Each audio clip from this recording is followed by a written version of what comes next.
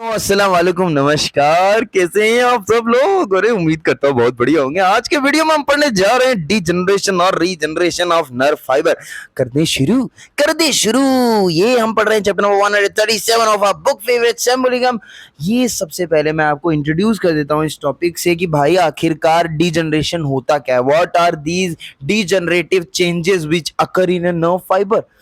देखिए क्या होता है पहली बात, जब भी कोई नर्व फाइबर को कोई इंजरी होती है ना, तब उस नर्व फाइबर में और नर्व सेल बॉडी में जो चेंजेस होते हैं उन चेंजेस को मिलाकर हम कहते हैं डीजनरेटिव चेंजेस और डीजनरेशन। सो पढ़ लेते हैं बहुत ही किताबी भाषा के अंदर कि when a nerve fibre is injured, various changes occur in the nerve fiber and the nerve cell body. These all changes together called degenerative changes. ओह अच्छा, what can be the causes of injury? आहा, बहुत आसान है ये तो। पहली बात, obstruction in blood flow। अगर नर्व तक खून नहीं पहुंचेगा अच्छे से, इस केस में नुकसान हो सकता है। अगर लोकल इंजेक्शन लगा दिया जाए जहर का, टॉक्सिक सब्सटेंस का कोई इंजेक्शन लगा दिया जाए तब। Then crushing of the nerve fibre, transection, काट दिया जाए नर्व फाइबर को काट दिया जाए, क्रशिंग कर दी जाए, लोकल इंजेक्शन लगा दिया जाए, ऑब्स्ट्रक्शन हो जाए ब्लड फ्लो का, तो these can be the causes for injury of nerve fibre. अब ये डिग्रीज ऑफ इंजरी, भाई इंजरी कितनी खतरनाक हो सकती है, इंजरी कितनी खतरनाक हो सकती है, हम लोग इंजरी को लाइक वेरियस डिग्रीज में डिवाइड करते हैं। एक साइंटिस्ट था जिसका नाम है Sunderland, Sunderland। Sunderland has classified the injury to nerve fiber into 5 categories. कितनी categories? 5 categories depending upon the order of severity। कितनी सीवियर इंजरी है उसके बेसिस उसने 5 डिग्रीज में डिवाइड किया है। सबसे पहले ध्यान से सुनिए, फर्स्ट डिग्री इंजरी मतलब ये तो भाई कॉमन, बहुत मतलब नॉर्मल इंजरी है, ज्यादा खतरनाक घातक नहीं है। तो फर्स्ट डिग्री इंजरी सबसे कॉमन होती है, most common type of injury होती है। और ये आखिरकार कैसे होती है? ये इंजरी होगी जब हम लोग एक नर्व फाइबर पे प्रेशर अप्लाई करेंगे एक छोटे से टाइम पीरियड के लिए, है ना, by applying pressure on a nerve for a short period of time leading to occlusion of blood flow and hypoxia. अब हम प्रेशर अप्लाई करेंगे नर्व पे तो क्या होगा, ब्लड फ्लो ऑब्स्ट्रक्ट होगा, वहां तक हाइपोक्सिया की कंडीशन बनेगी। क्या आप लोगों को पता है बच्चों हाइपोक्सिया क्या होता है? हाइपोक्सिया क्या होता है? ऑक्सीजन की कमी हो जाना टिश्यू लेवल पे, उसको हाइपोक्सिया कहते हैं। अच्छा, तो हाइपोक्सिया हो जाएगा जब हम दबाएंगे, उसको प्रेशर अप्लाई करेंगे। तो by the first degree injury axon is not destroyed. Axon destroy नहीं होता, सिर्फ माइल्ड डीमाइलिनेशन देखा जाता है। माइलिन शीट टूटती है थोड़ी सी, माइल्ड डीमाइलिनेशन देखा जाता है। तो हम ये कहते हैं भाई जब एक्सॉन ज़्यादा डिस्ट्रॉय हो, कोई खतरनाक इंजरी है नहीं, तो it is not a true degeneration. It is not a true degeneration. Axon सिर्फ अपने जो फंक्शंस है वो temporarily for a short period of time जो है वो लूज करता है। Axon loses the function temporarily for a short period of time and this is called कि एक्सॉन जो लूज कर रहा है ना फंक्शन को शॉर्ट पीरियड ऑफ टाइम के लिए because of first degree injury, इसको हम लोग क्या कहते हैं? इसको हम कहते हैं बच्चों, इसको हम कहते हैं कंडक्शन ब्लॉक। क्या कहते हैं हम इसको? Conduction block. पीला रंग ले लेते हैं, वो मजा आता है उसमें पीले में। और आपको पता है बहुत ही शॉर्ट पीरियड ऑफ टाइम के लिए कंडक्शन ब्लॉक होता है, बट आफ्टर फ्यू आवर्स और फ्यू वीक्स वापस से रीजनरेशन हो जाता है। या फिर हम बोल सकते हैं, रीजनरेशन नहीं बोलना ठीक होगा, हम बोलेंगे कि कंडक्शन ब्लॉक के बाद कुछ घंटों या कुछ वीक्स के अंदर वापस से अपना फंक्शन परफॉर्म करने लगता है एक्सॉन। तो this is first degree injury, ठीक है। और जो फर्स्ट डिग्री इंजरी है इसको हम लोग सेडॉन न्यूरोप्रेक्सिया भी क्या कहते हैं? क्या कहते हैं? सेडॉन न्यूरोप्रेक्सिया। क्या कहते हैं हम इसको? हम इसको कहते हैं भाई सेडॉन न्यूरोप्रेक्सिया।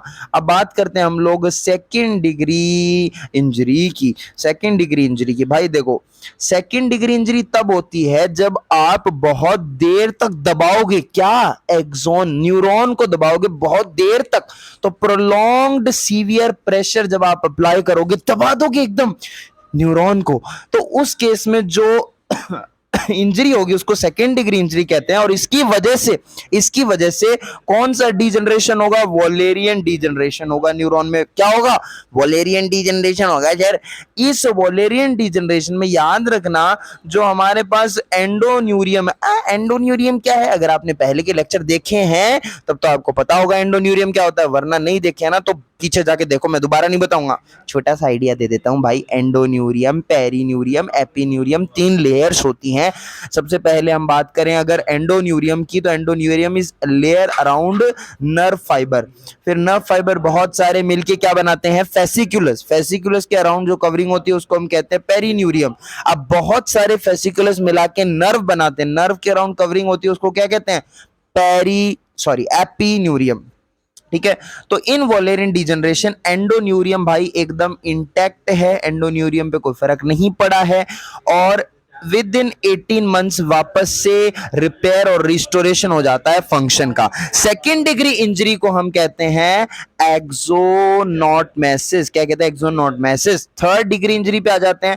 थर्ड डिग्री इंजरी को पढ़ना तो बड़ा आसान है। In this case third degree injury के अंदर हमारा जो एंडोन्यूरियम है वो इंटरप्टेड होता है और बाकी जो दोनों लेयर्स हैं एपिन्यूरियम और पेरिन्यूरियम वो इंटैक्ट रहती हैं एकदम।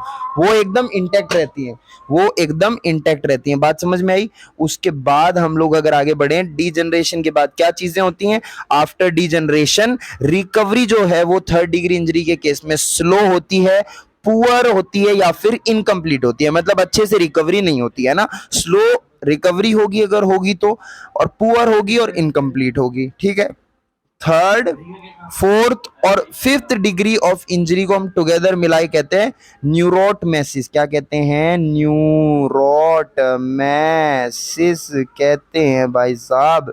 क्या कहते हैं? न्यूरोटमेसिस कहते हैं। क्या कहते हैं? न्यूरोटमेसिस कहते हैं। अब हम लोग आ जाते हैं फोर्थ डिग्री ऑफ इंजरी पे। फोर्थ डिग्री में क्या होता है? समझ आ रहा है ना तुम लोगों को? समझ आना चाहिए यार, ऐसे मतलब पूरा ऑर्केस्ट्रा मिलना चाहिए। जब समझ नहीं आएगा, मजा नहीं आएगा पढ़ने में तो कैसे रिजल्ट आएगा चीजों का? तो इसलिए मजा आना चाहिए पढ़ने में। सो फोर्थ डिग्री ऑफ इंजरी पे आता है। 4 डिग्री इंजरी ये मिटा देते हैं। अब शुरू करते हैं। दिस टाइप ऑफ इंजरी बहुत ज्यादा सीवियर होती है, मोर सीवियर होती है। ठीक है, यहाँ पर एपिन्यूरियम और perineurium are also interrupted. Fasciculus of the nerve fibre are disturbed and disorganised. Fasciculus क्या होता है? नर्व फाइबर्स का कलेक्शन होता है। तो ये जो फेसिकुलस है ये डिस्टर्ब हो जाएगा। ये क्या होगा? डिस्टर्ब होगा और डिसऑर्गेनाइज हो जाएगा। क्या होगा? डिस्टर्ब होगा और डिसऑर्गेनाइज हो जाएगा। रीजनरेशन तो भाई जब थर्ड डिग्री में नहीं हो रहा था अच्छे से, तो यहाँ पे क्या होगा? यहाँ पे पुअर और इनकम्प्लीट होगा। फोर्थ डिग्री पे आ जाते हैं।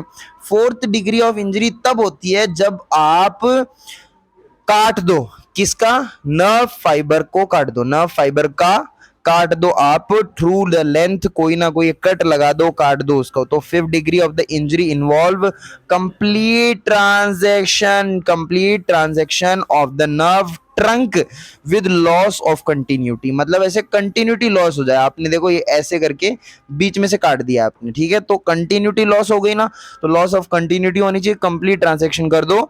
और इस केस के अंदर रीजनरेशन भाई पॉसिबल नहीं होता है unless the cut ends are rearranged and approximated quickly by the surgery. जब तक आप सर्जरी से दोनों कट एंड्स को पास लाके नहीं लेके आओगे ना, तब तक रीजनरेशन पॉसिबल नहीं होगा, है ना। अच्छा, अब ये पढ़ लिया हमने इंजरीज के बारे में। अब हम पढ़ते हैं कि डीजनरेशन, इंजरी होगी, इंजरी के कारण डीजनरेशन होगा। अगर इंजरी खतरनाक हुई तो जो डीजनरेशन है उसमें क्या क्या चेंजेस होते हैं न्यूरॉन के अंदर वो देखेंगे। तो what are the degenerative changes in a neuron? What are degenerative changes in a neuron? It is very easy to understand. Degeneration refers to the deterioration और impairment और pathological changes of an injured tissue। समझे मेरी बात? Degeneration होता क्या है? It refers to the deterioration या फिर इंपेयरमेंट और पैथोलॉजिकल चेंजेस जो एक इंजर्ड टिश्यू में होते हैं because of the injury. This is called degeneration. ठीक है, जब एक पेरिफेरल नर्व डीजनरेट होती है, पेरिफेरल नर्व फाइबर इंजर होता है, तब उस केस में degeneration changes occur in nerve cell body and nerve cell fibre. of the same neuron and adjoining neuron. बात समझ में आ रही है? मतलब जब पेरिफेरल नर्वस सिस्टम के अंदर कोई भी नर्व फाइबर की अगर इंजरी होती है तो डीजनरेटिव चेंजेस सेल बॉडी में देखे जाएंगे, नर्व फाइबर में मतलब एक्सॉन में देखे जाएंगे, ठीक है। जिस न्यूरॉन में इंजरी हुई उसमें तो देखे जाएंगे, उसके साथ साथ जो एडजॉइनिंग न्यूरॉन है, पास वाला है, उसमें भी देखे जाएंगे डीजनरेटिव चेंजेस। तो अकॉर्डिंगली हम लोग डीजनरेटिव चेंजेस को 3 पार्ट में क्लासिफाई करके पढ़ते हैं। एक तो वॉलेरियन डीजनरेशन, एक रेट्रोग्रेड डीजनरेशन और ट्रांस न्यूरल डीजनरेशन। अगर आप मेरी बात सुनोगे ना, ये बहुत इंपॉर्टेंट टॉपिक है। ये तीनों डीजनरेशन के टाइप्स और इनके बारे में पक्का पक्का आपसे लोग पूछते ही हैं, है ना। लोग मतलब वो जो मैडमें बैठी रहती हैं वाइवा टेबल पे, वो जरूर पूछती हैं, अच्छा वो मैडमें वोलेरियन डीजनरेशन, वोलेरियन डीजनरेशन का दूसरा नाम यहीं पे बता दो मुझे, जल्दी से बताओ। स्क्रीन पे दिख ही रहा है ना? अरे नहीं दिख रहा क्या? ऑर्थोग्रेड डीजनरेशन और वोलेरियन डीजनरेशन, ऑर्थोग्रेड डीजनरेशन और वोलेरियन डीजनरेशन। वोलेरियन डीजनरेशन जो होता है, it is a pathological change. Obvious सी बात है, डीजनरेशन एक पैथोलॉजिकल चेंज होता है, डिटेरियोरेटिव चेंज होता है, इंपेयरमेंट ऑफ फंक्शन होता है। तो it is a pathological change that occurs in the distal cut end of nerve fibre, मतलब एक्सॉन के डिस्टल कट एंड पे, जहां कट हुआ वहां से डिस्टली जो चेंजेस होते हैं, पैथोलॉजिकल चेंजेस, उनको हम कहते हैं वोलेरियन डीजनरेशन। तो वोलेरियन डीजनरेशन याद करना, it is a pathological change that occur in the distal, remember this word, in the distal cut end of the nerve fiber, okay। और इसको हम लोग ऑर्थोग्रेड डीजनरेशन भी कहते हैं। Wallerian degeneration 24 hours of the injury के अंदर अंदर स्टार्ट हो जाता है और change throughout the length of the distal part, distal, remember this word, बार बार जोर दे रहा हूं, distal part of the nerve fibre simultaneously. Changes in the nerve fibre, oh my God, ये तो बहुत ही कतरा कर रखा है हमने। क्या क्या चेंजेस होते हैं बताओ जरा। अब पूछेगा कि चेंज होते हैं, क्या चेंज होते हैं बताओ, क्या फर्क पड़ जाता है आखिरकार नर्व फाइबर पे, नर्व पे क्या फर्क पड़ता है। सबसे पहली चीज, एक्सिस सिलेंडर जो होता है वो फूल जाता है, स्वेल कर जाता है। पॉइंट नंबर 1, ऐसे पॉइंट्स में याद रखो। सबसे पहले एक्सिस सिलेंडर फूट जाएगा और वो टूट जाएगा एक्सिस सिलेंडर फूल जाएगा फिर टूट जाएगा बहुत से छोटे छोटे पीसेस में, ओके। आफ्टर फ्यू डेज जो ब्रोकन पीसेस हैं वो एज अ डेब्रिस अपीयर करेंगे, ठीक है, in the space occupied by the axis cylinder.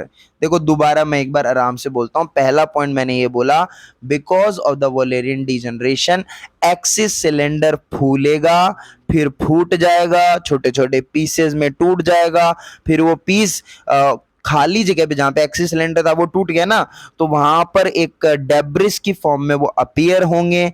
फिर बात खत्म, आगे बढ़ते हैं। नेक्स्ट जो माइलिन शीथ है, अगला पॉइंट है कि जो माइलिन शीथ है वो स्लोली स्लोली डिसइंटीग्रेट होगी, है ना। टूटेगी किसमें? फैट ड्रॉपलेट्स में टूटेगी, ठीक है। जो माइलिन शीथ में चेंजेस होते हैं ये 8 to 35th डे देखे जाते हैं।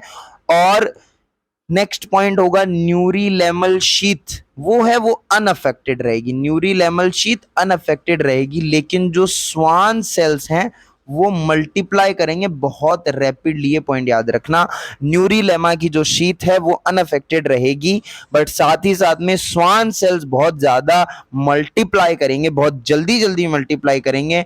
और उसके साथ साथ नेक्स्ट चीज क्या होगी, जो मैक्रोफेजेस होंगे, जो मैक्रोफेजेस होंगे they invade outside and remove the debris of the axis cylinder. ये जो यहाँ पर डेब्रिस हो गया था ना, एक्सिस सिलेंडर फूट के पीसेस में टूट गया था, तो इसको खत्म कौन करेगा? मैक्रोफेजेस खत्म करेंगे। इसको खत्म कौन करेगा? मैक्रोफेजेस खत्म करेंगे, ठीक है। और जो फैट ड्रॉपलेट्स बनी है किससे? By the disintegrated myelin sheath, उसको भी कौन खाएगा? मैक्रोफेजेस खाएंगी। सो न्यूरीलेमल ट्यूब बिकम एम्प्टी, न्यूरीलेमल ट्यूब में फिर कुछ ही नहीं रहेगा, सब खत्म हो जाएगा। Later it is filled by the cytoplasm of Schwann cell. All these changes takes place about 2 months from the day of the injury, okay that's it. 2 महीने में ये चेंजेस आपको देखने को मिलेंगे। अब देखिए जरा, आहा आहा, ये फिगर आपको दिखा रही है degeneration regeneration of the nerve fibre. देखो जरा, सोमा है, माइलिन शीथ है, यहाँ पे suppose this is the site of injury, ठीक है। अब क्या होगा, निजल ग्रेन्यूल डिसअपियर होने लगेंगे, disintegration of the myelin sheath and breakdown of the axis cylinder. देखो एक्सिस सिलेंडर टूट गया है। फिर injured nerve fibre regenerating into neurilemmal tube, फिर उसके बाद में बोथ एंड जॉइन होंगे, फिर उसके बाद में regeneration is complete with myelin sheath and Nissl granule वापस बनेगा। अब ये तो शॉर्ट में समराइज वे में लिखा हुआ है, लेकिन पूरा डिटेल में तो मैं आपको बता रहा हूँ कि वोलेरियन डीजनरेशन में क्या होता है। अब रिट्रोग्रेड डीजनरेशन देखते हैं। रिट्रोग्रेड डीजनरेशन पहले तो सेम रहेगा, pathological changes that occur in nerve cell body and axon proximal. Wallerian degeneration में डिस्टल था, हर जगह डिस्टल लिखा हुआ था, distal from the site of the injury या कट एंड से डिस्टल जो चेंजेस होते हैं। और रिट्रोग्रेड डीजनरेशन में एक्सॉन में जो प्रॉक्सिमल एक्सॉन में जो चेंजेस होते हैं, proximal to the cut end, ठीक है। नर्व सेल बॉडी और एक्सॉन में proximal to the cut end जो चेंजेस होते हैं, ये रिट्रोग्रेड डीजनरेशन हो गया। अब क्या चेंजेस होते हैं नर्व सेल बॉडी में, वो हम लोग देखते हैं, और एक्सॉन में क्या चेंजेस होते हैं। देखो मेनली रिट्रोग्रेड डीजनरेशन में आपको नर्व सेल बॉडी में चेंजेस देखने को मिलेंगे ज्यादा। ये क्या चेंजेस हैं, सबसे पहले आप देखोगे कि जो निजल ग्रेन्यूल्स हैं वो डिसइंटीग्रेट हो जाएंगे into fragments by the process called chromatolysis. इसका नाम तो हम लोग बहुत बार मैं वीडियोस में बोल चुका हूं, पीछे के वीडियोस में। तो क्रोमेटोलाइसिस से निजल ग्रेन्यूल जो हैं टूट के बिखर जाएंगे। आगे क्या होगा, गोल्जी अपैरेटस डिसइंटीग्रेट हो जाएगा, नर्व सेल बॉडी फूल जाएगी, वहां पे एक्सॉन फूला था, यहाँ पे नर्व सेल बॉडी स्वेल हो जाएगी, उसमें बहुत सारा फ्लूइड एक्यूमुलेट होगा ना, इस वजह से ये फूल के फिर ये गोला बन जाएगी, एकदम राउंड हो जाएगी, हाथी बन जाएगी। उसके बाद में न्यूरोफिब्रिल्स disappear followed by the displacement of the nucleus towards the periphery। Neurofibril disappear हो जाएंगे और न्यूक्लियस सेंटर पे होता था ना, वो पेरिफेरी पे चला जाएगा। Sometimes nucleus is extruded out of the cell, कई बार न्यूक्लियस को बाहर फेंक दिया जाता है सेल से, और इन दिस केस जब सेल से बाहर न्यूक्लियस को फेंक दिया जाएगा तब डेथ पक्की है, death of the neuron occurs, और रीजनरेशन फिर पॉसिबल होगा नहीं। अब चेंजेस पढ़ते हैं जो एक्सॉन में हो रहे हैं, proximal to the cut end in retrograde degeneration क्या हो रहे हैं। देखो बच्चों, in axon the changes occur only up to the first node of the Ranvier from the site of injury. Site of injury से changes till the first node of Ranvier ही आपको देखने को मिलेंगे। Degenerative changes that occur in proximal cut end of the axon are similar to those occurring in the distal part of the nerve fibre. मतलब ये इन्होंने short में काम निपटा दिया, एक्सॉन में proximal to the cut end जो changes हो रहे हैं वो सिमिलर हैं जो यहाँ पे distal to the cut end हो रहे हैं in Wallerian degeneration, same to same. अब बात करते हैं हम लोग कि ये रिट्रोग्रेड हो गया, ऑर्थोग्रेड हो गया, वोलेरियन डिजेनरेशन हो गया। अब हम लोग बात करते हैं यहाँ पर ट्रांस न्यूरोनल डिजेनरेशन की। तो ट्रांस न्यूरोनल डिजेनरेशन ये भी बड़ा आसान है। इसमें क्या होता है ट्रांस न्यूरोनल डिजेनरेशन में, यहाँ पर अगर एफरेंट नर्व फाइबर को काट दिया जाएगा, डिजेनरेटिव चेंजेस न्यूरॉन में होंगे, बिल्कुल होंगे, with the afferent nerve fibre synapses. मतलब एक नर्व फाइबर पे असर आएगा तो जिस दूसरे एफरेंट नर्व फाइबर के साथ वो सिनेप्स कर रहा है उसमें भी आपको डिजेनरेटिव चेंजेस दिखने को मिलेंगे। यहाँ पे हुआ है तो यहाँ पे भी असर देखने को मिलेगा, दैट्स इट। एग्जाम्पल्स क्या हुए, जैसे आपको पता है ऑर्थो ऑप्टिक बॉडी, जैसे आपको पता है ऑप्टिक नर्व जो होता है वो लेटरल जेनिकुलेट बॉडी के साथ रिलेटेड है। तो chromatolysis in the cells of the lateral geniculate body किसकी वजह से हुआ, due to the sectioning of optic nerve. अगर ऑप्टिक नर्व कटेगी तो लेटरल जेनिकुलेट बॉडी में चेंजेस आएंगे, क्रोमेटोलाइसिस होगा।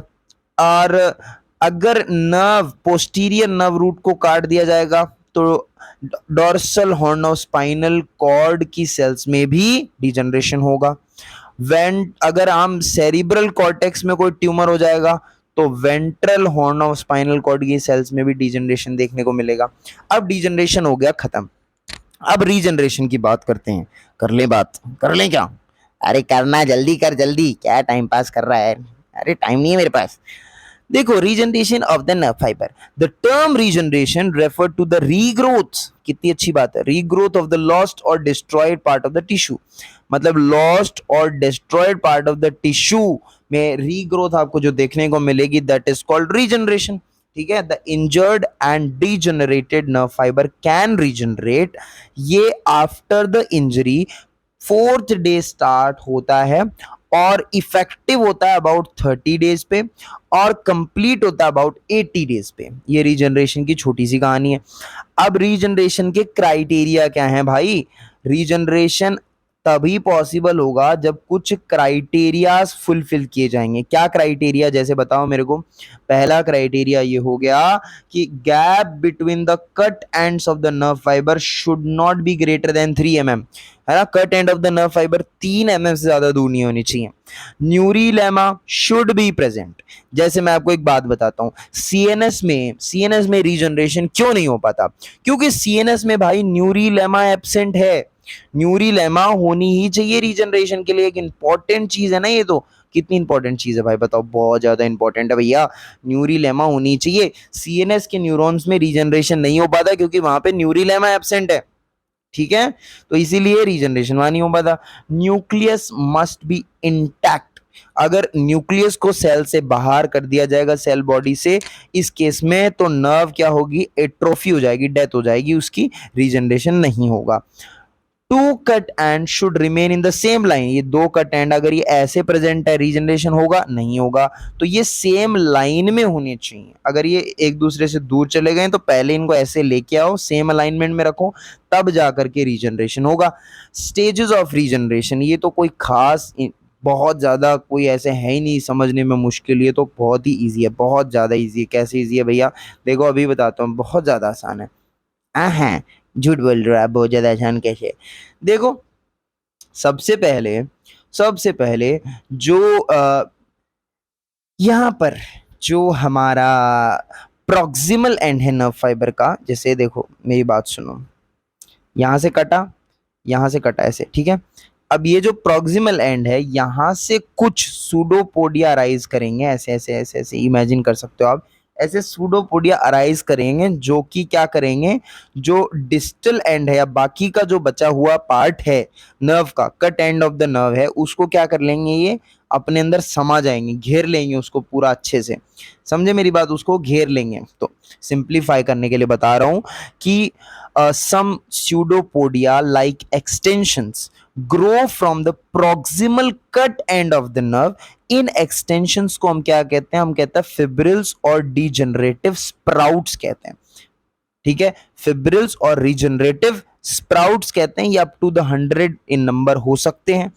अब ये जो fibrils हैं, ये क्या करेंगे? Move toward the distal cut end of the nerve fibre.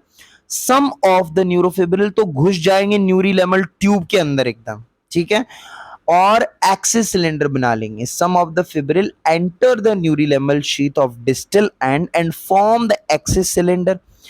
Swan cells line up in the neurilemmal tube, क्योंकि मैंने बताया था स्वान सेल बहुत नंबर में प्रेजेंट होते हैं। स्वान सेल लाइन अप कर लेंगे न्यूरीलेमल ट्यूब के अंदर और ये एक्चुअली क्या करेंगे? इन फिब्रिल्स को गाइड करेंगे इनटू द ट्यूब, न्यूरीलेमल ट्यूब में अंदर घुसाएंगे, इनको गाइड करेंगे, लेके जाएंगे स्वान सेल। तो Schwann cell line up the neurilemmal tube and guide the fibrils into the tube.